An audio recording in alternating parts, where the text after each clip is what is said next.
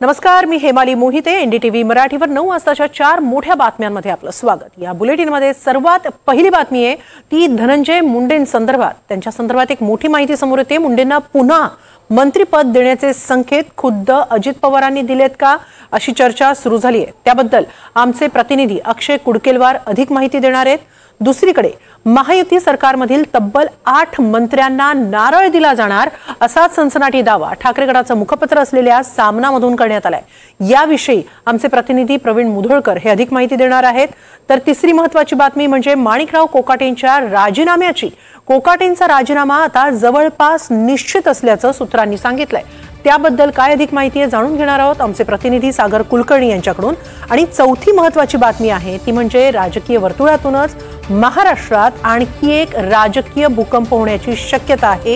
या संदर्भातली माहिती सूत्रांनी दिली आहे. काँग्रेसचा मोठा नेता लवकरच हातात कमळ घेण्याची शक्यता आहे. याबाबतची माहिती देतील आमचे प्रतिनिधी रामराजे शिंदे. सुरुवातीला पहिली बातमी पाहूया ती धनंजय मुंडेंसंदर्भातली. धनंजय मुंडे पुन्हा एकदा मंत्रिपदी रुजू होऊ शकतात असे संकेत स्वतः अजित पवारांनी दिलेत का, अशी चर्चा सुरू झाली आहे. याचं कारण म्हणजे कृषी घोटाळा आरोपातून धनंजय मुंडेंना क्लीन चिट मिळाली आहे. तर आणखी एका प्रकरणात दिलासा मिळाला तर मुंडेंना पुन्हा संधी देऊ असं अजित पवार म्हणाले. त्यामुळे आता धनंजय मुंडेंचं मंत्रिमंडळात कमबॅक होणार का, अशी चर्चा पुन्हा रंगली आहे.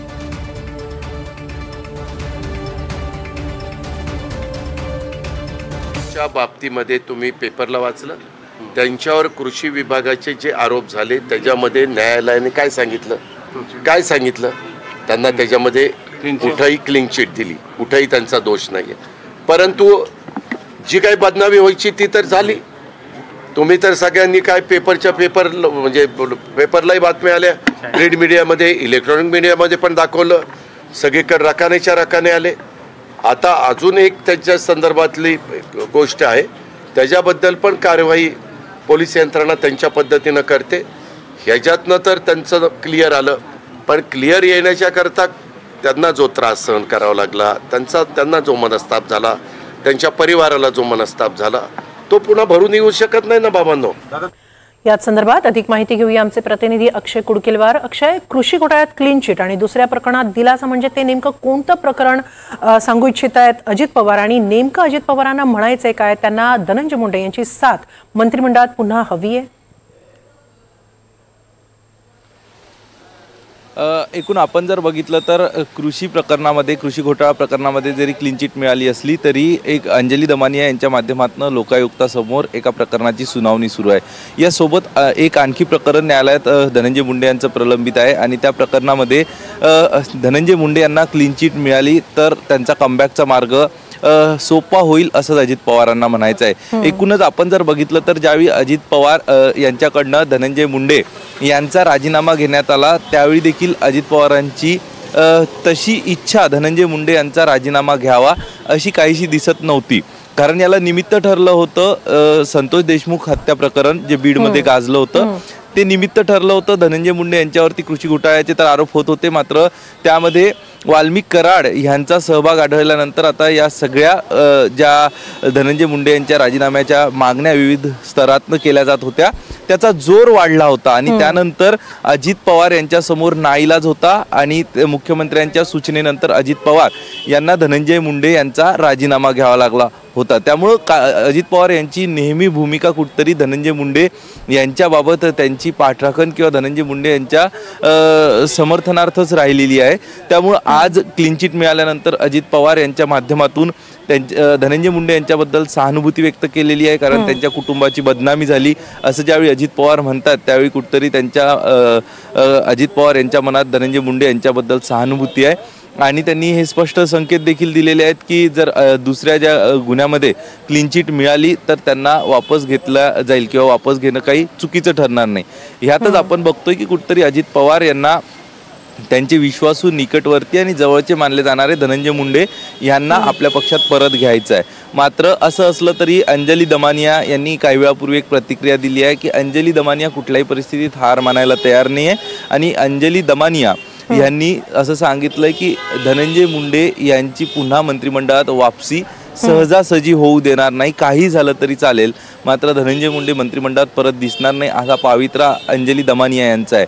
त्यामुळं अजित पवार यांनी धनंजय मुंडे यांच्या मंत्रिमंडळात वापसीत दिलेले संकेत आणि अंजली दमानिया यांचा प्रखर विरोध यामध्ये नेमकी कुणाची बाजू सरस ठरते हे आता काळच ठरवणार आहे. मात्र त्या निकालाला देखील काहीसा विलंब लागेल आणि अजित पवारांनी जरी संकेत दिले असले तरीही संतोष देशमुख हत्या प्रकरणात ज्या प्रकारची बदनामी, ज्या प्रकारचं वाल्मिक कराड यांचा इन्व्हॉल्वमेंट होता आणि वाल्मिक कराड आणि धनंजय मुंडे यांची असणारी जवळीक, ह्या सगळ्यामुळे तितकं सोपं असणार नाही की धनंजय मुंडे यांना पुन्हा मंत्रिमंडळात कमबॅक करणं. नक्की. अक्षय, असेच संपर्कात राहा. आपण पुढच्या बातमीकडे जाणार आहोत. महायुती सरकारमधील तब्बल 8 मंत्र्यांना नारळ दिला जाणार असल्याचा सनसनाटी दावा शिवसेना ठाकरे गटाचं मुखपत्र असलेल्या सामनामधून करण्यात आलाय. तर मुख्यमंत्री देवेंद्र फडणवीस हे या मंत्र्यांना धक्कातंत्र देण्याच्या तयारीत असल्याचंही सामनामध्ये म्हटलंय. दरम्यान विधानसभा अध्यक्ष राहुल नार्वेकर यांना मंत्रिपदी संधी मिळू शकते असंही सामनामधून सांगण्यात आलंय. त्यांच्या जागी विरोधातच भूमिका घेतलेल्या माजी मंत्री सुधीर मुनगंटीवारांची वर्णी लागू शकते असाही दावा सामनातून करण्यात आलेला आहे.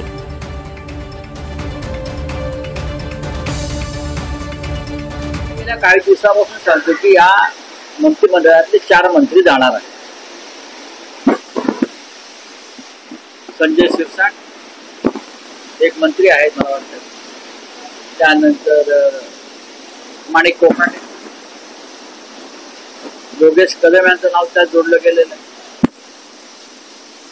बाकीची नावं समोर येत आहेत, पण 4 वरून संपूर्ण मंत्रिमंडळाची सफाई करून एक वेगळ्या चेहऱ्याचं मंत्रिमंडळ आणावं अशी चर्चा दिल्लीत आणि मुख्यमंत्र्यांच्या वर्तुळात सुरू आहे. दरम्यान यावर खुद्द भाजप नेते सुधीर मुनगंटीवार यांनी काय प्रतिक्रिया दिली आहे ते पाहूया. मी पुन्हा आपल्याला सांगितलं, मला कोणतीही माहिती नाही आणि या संदर्भात माझं व्यक्तिगत मत आहे की आता सध्या फेरबदल होण्याची शक्यता नाही असं माझं व्यक्तिगत मत आहे. याच संदर्भात अधिक माहिती घेऊया आमचे प्रतिनिधी प्रवीण मुधोळकर यांच्याकडून. प्रवीण, 8 नाराज मंत्र्यांना नारळ दिला जाऊ शकतो असं सामना म्हणतंय, कितपत शक्यता आहे, काय घडतंय? मुनगंटीवारांच्या बाबतीत जर विचार करायचा झाला तर 3 गोष्टी आहेत. सर्वात आधी मुनगंटीवार हे विरोधात भूमिका घेत आहे असं विरोधी पक्षनेते म्हणताय, विरोधी पक्षाचे नेते जे आहेत ते म्हणताय. कारण की गेल्या अधिवेशनामध्ये आपण पाहिलं की सुधीर मुनगंटीवार ज्या पद्धतीनं भाष्य करतायत ते सरकारला अडचणीत ठरल्यासारखं होतं. त्यामुळे राजकीय वर्तुळात अशी चर्चा आहे की विधानसभेचं अध्यक्षपद जे आहे ते सुधीर मुनगंटीवारांकडे दिलं जाईल. म्हणजे आमच्या विदर्भात एक म्हण आहे, ना बचेगा बास ना बजेगी बासुरी. त्यामुळे सुधीर मुनगंटीवार यांना जर अध्यक्षपद दिलं तर ते बोलू शकणार नाही, कारण मर्यादा येतील. त्यामुळे पार्टीला कुठली अडचण होणार नाही. पण हे सगळं चर्चा आहे, यात काही कुठले या संदर्भात अद्यापपर्यंत कुठलीही सत्यता या संदर्भातली काही पडताळला आली नाही आणि फडणवीसांच्या मनात काय आहे हे निर्णय झाल्यावरच कळणार आहे. दुसरा मुद्दा असा आहे की लोकसभेमध्ये जेव्हा सुधीर मुनगंटीवारांना तिकीट जाहीर झालं होतं तेव्हा ते अंदमान निकोबारमध्ये होते आणि त्यांनी अंदमान निकोबारमध्ये सांगून टाकलं होतं माध्यमांना की माझी काही इच्छा नाही आहे आणि मी काही लोकसभा लढवण्यास तयार नाही आणि पक्षाला सांगणार आहे की तिकीट परत घ्या. पण तसं झालं नाही, त्यांना लोकसभेला सामोरं जावं लागलं आणि पराभव झाला. त्यानंतर विधानसभा निवडणुका झाल्या आणि लोकसभेत त्यांच्या मतदारसंघात जेवढे मतं मिळाले होते त्याच्यापेक्षा जास्त मतं त्यांना विधानसभेत मिळाले. एकाच माणसाला लोकसभेत कमी मतं मिळतात आणि विधानसभेत का मिळतात यावर मुनगंटीवारांचं म्हणणं आहे की सगळीकडे तसंच झालं. लोकसभेमध्ये पराभव झाला महाराष्ट्रामध्ये भाजपचा, पण विधानसभेमध्ये एवढं मोठं मताधिक्य मिळाले, तोच नियम मला लागू आहे. तिसरा मुद्दा असा आहे की एक जागा रिकामी ठेवली आहे. देवेंद्र फडणवीसांनी जेव्हा मंत्रिमंडळाची रचना केली तेव्हा एक जागा रिकामी ठेवली आहे आणि ही एक जागा मुनगंटीवारांसाठीच रिकामी ठेवली आहे असंही सांगितलं गेलं. त्यामुळे 3 गोष्टींचा जर विचार केला तर मुनगंटीवारांना कुठली तरी जबाबदारी मिळू शकते आणि सुतोवाच याचं देवेंद्र फडणवीसांनी या अधिवेशनात केलं होतं. मुनगंटीवारांनी जाहीरपणे म्हटलं की मला कुठली संधी देऊ नका, पण आमच्या जिल्ह्यातले गडचिरोली चंद्रपूर जिल्ह्यातला भत्ता बंद केला, तो माओवाद अफेक्टेड जिल्हा असल्यामुळे, नक्षल अफेक्टेड जिल्हा असल्यामुळे सरकारी कर्मचाऱ्यांचा भत्ता कमी केला आहे, मला कुठली जबाबदारी देऊ नका, मंत्रिपदी देऊ नका, पण त्यांना संधी द्या. यावर देवेंद्र फडणवीस म्हणाले की तुमची जागा सगळ्यात वरची आहे. त्यामुळे काहीतरी हालचाली नक्की होतील आणि 7वी टर्म आहे, 6 टर्म त्यांनी पूर्ण केल्या आहे आणि 3 टर्म ते मंत्री राहिलेले आहे. त्यामुळे पहिल्या भाजपच्या फळीमधले आहेत सुधीर मुनगंटीवार, त्यामुळे सुधीर मुनगंटीवारांना जबाबदारी मिळेल हे निश्चित आहे. आता राहतो प्रश्न इतर मंत्र्यांना डच्चू दिला जाईल का, दुसऱ्या कोणाला संधी दिली जाईल का, याची शक्यता फारच कमी आहे. कारण की 2.5 वर्षानंतर फेरबदल होणार आहे, 2.5 वर्षानंतर दुसरे चेहरे दिले जाणार आहे. वादग्रस्त मंत्री जे आहेत त्यांना नक्कीच नारळ देईल भाजप किंवा शिवसेना राष्ट्रवादी सत्तेमध्ये जे आहे.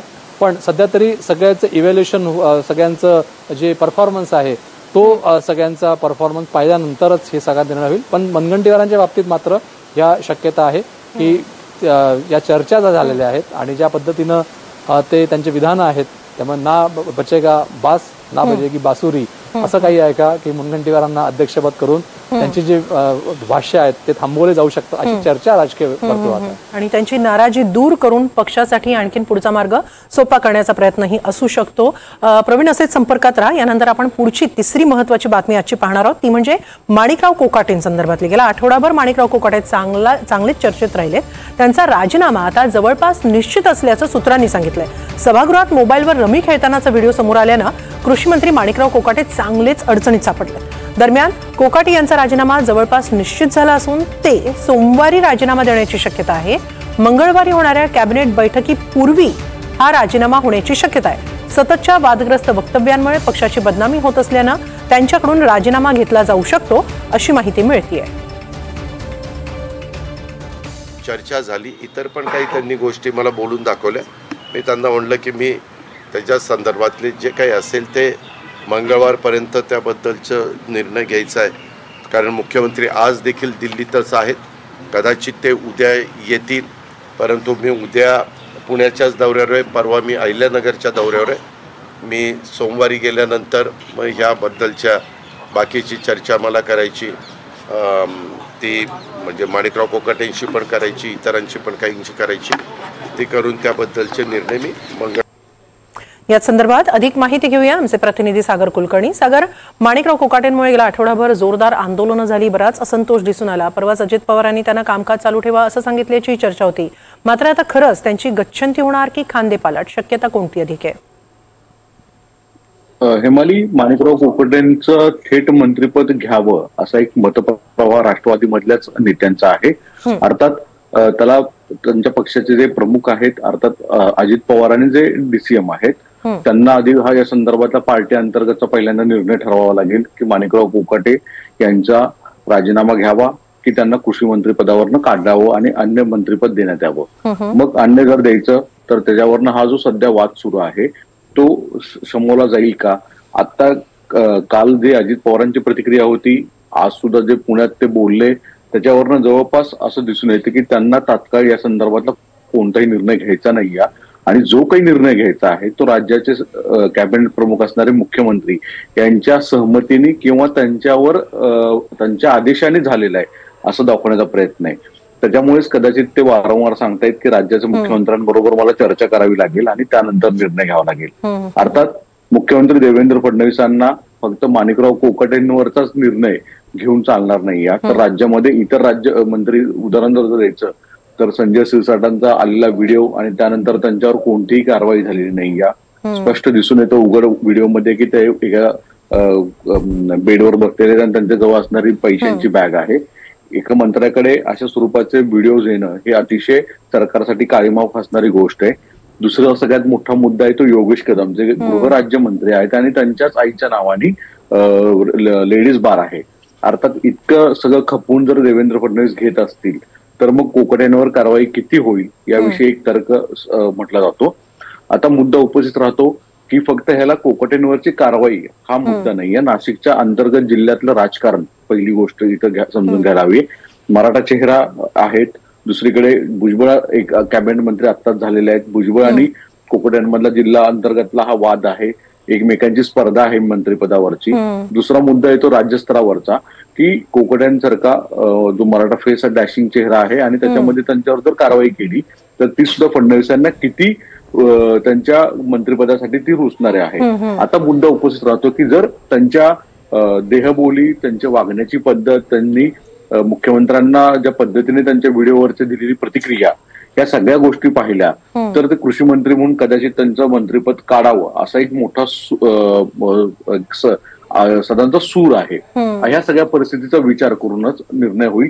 जी एनडीटीव्हीला माहिती आहे त्यानुसार माणिकराव कोकाटेंना थेट कॅबिनेट मंत्रिपदावरनं काढू नये अशा स्वरूपाचाच एक सूर अजित पवारांचा आणि राज्याचे मुख्यमंत्री देवेंद्र फडणवीसांचा राहील असं म्हटलं जातं. त्यामुळे जी आता माहिती उपलब्ध होतीये त्यानुसार कदाचित माणिकराव कोकाटेंचा राजीनाम्याच्या ऐवजी खाते बदल केला जाईल आणि त्यांच्याकडे क्रीडा किंवा मदत व पुनर्वसन सारखं खातं दिलं जाईल आणि कृषी सारखं संवेदनशील खातं जे शेतकऱ्यांना आपलंसं वाटावं. राजकारणात अनेक गोष्टी असतात की ज्या आभासी तयार स्वरूपात कराव्या लागतात. अजित पवारांची जी विधानं आहेत जर ते पाहिली तर ते वारंवार सांगतायत की काही जण लोकांना समज देऊन समजत नसेल तर मग काहीतरी भूमिका घ्यावी लागते. याचा अर्थ ते समज देऊन सुधारत नाही आहेत. त्यामुळे त्यांना कदाचित मंत्रिपदावरनं काढण्याच्या ऐवजी कदाचित रिशफल कॅबिनेट मधला जो आहे आणि तो एक मुख्यमंत्र्यांच्या आदेशाचा एक पत्र काढतात त्याच्यामध्ये खाते बदलले जाण्याचा संभव असतो. अर्थात जर माणिकराव कोकाटेंना जर काढायचं असेल तर राज्यामध्ये एकमेव फक्त एक मंत्री बदल होणार नाही. फार मोठ्या प्रमाणामध्ये एक मोठं कॉम्बिन ऑपरेशन होईल असं म्हटलं जातं आणि त्याच्यामध्ये एकनाथ शिंदेकडचे जे वादग्रस्त मंत्री आहेत ते जातील. भाजपामध्ये सुद्धा जे हनी ट्रॅप सारखं प्रकरण गाजतंय आणि याच्यावर फार मोठे वेगवेगळे आरोप होत आहेत. त्याच्यामध्ये वेगवेगळे मंत्री सुद्धा असतील असं एक खूप मोठं राजकीय गॉसिप आहे. जर राज्याचे मुख्यमंत्री आणि गृहमंत्र्यांच्या हाती असं काही मेजर हातात लागला असेल आणि जे भविष्यामध्ये भाजपासाठी सुद्धा मोठं अडचणीत असेल तर तशा स्वरूपात मोठे मेजर बदल होतात असं म्हटलं जातं. नक्कीच. त्यामुळेच आता कोकाटेंबाबत नेमका काय निर्णय घेतला जातो हे काही दिवसांतच कळणार आहे. सागर असेच संपर्कात राहा. यानंतरची आणखी एक महत्त्वाची आजची मोठी बातमी आहे ती म्हणजे महाराष्ट्रातल्या आणखी एका राजकीय भूकंपाविषयी. हा राजकीय भूकंप लवकरच होण्याची शक्यता असल्याची माहिती सूत्रांनी दिलेली आहे आणि काँग्रेसचा मोठा नेता लवकरच हातात कमळ घेऊ शकतो अशी माहिती सूत्रांकडून मिळते. या नेत्यानं अलीकडेच दिल्लीमध्ये महायुतीतल्या बड्या नेत्यांची भेट घेतली आहे अशी माहिती एनडीटीव्ही मराठीला विश्वसनीय सूत्रांनी दिली आहे. कुठल्याही प्रकारची अस्वस्थता नाही. सर्व तळागाळातला कार्यकर्ता समाधानी खुशी. आज आपण बघितलं असेल दिल्लीत मोठ्या उत्साहात तो सहभागी झालेला आहे. आता काही जे ते भय आणि लालोच या अनुषंगानं ते इकडे तिकडे पळण्याच्या प्रक्रियेमध्ये असल्याचं दुर्दैवाने आढळून येतं. पक्षाकडून सत्ता घेतली, तिकीट घेतले आणि सगळा आता उपभोग घेतल्यानंतर आता त्यांना एकदम विरोधी डोक्यातल्या पक्षाकडे जर जावंसं वाटतं तर मला त्यांची कीव करायची वाटते. मात्र ते जात असतील तर बरेच दिवस त्यांनी पक्षाची ही जागाही अडवून ठेवलेली होती ती मोकळी होईल. कारण शेवटी काँग्रेस पक्ष जो आहे हा कार्यकर्त्यांच्या आणि विचारधारेच्या भरोशावर आहे. हा नेता मी म्हणत असेल तर काँग्रेसचा विचार हा कार्यकर्ता आणि काँग्रेसचं एकंदरीत असणारी जी धोरणं आहेत, ध्येय धोरणं आहेत त्या अनुषंगाने वाटचाल करणारा हा पक्ष आहे. या संदर्भात अधिक माहिती घेऊया आमचे प्रतिनिधी रामराजे शिंदे यांच्याकडून. रामराजे, हर्षवर्धन सपकाळ यांनी ही बातमी थेट नाकारलेली सुद्धा नाहीये. थोडक्यात खरोखरच महाराष्ट्रात आता राजकीय भूकंप आणखी एक होणार आहे का आणि यावेळी काँग्रेसचा नेता याला कारणीभूत ठरणार आहे का आणि तो कोण असेल? बिलकुल. या मुलाखतीमध्ये हर्षवर्धन सपकाळ यांनी बातमी नाकारली नाही तर कबूल केलेली आहे आणि काही लोकांना जायचंय असं त्यांच्या कानावर आलेलं हे स्पष्टपणे सांगितलेलं आहे. आणि त्यांनी काँग्रेसमध्ये ही जागा अडवून ठेवली होती. काँग्रेसनं अनेक गोष्टी, पद असेल, सर्व पद आणि मान सन्मान दिलेला आहे, परंतु तरी सुद्धा त्यांना आता जावंसं वाटतंय तर त्यांनी जावं. नांदा सौख्य बरे असं सुद्धा शब्द त्यांनी पुढे वापरलेले आहेत.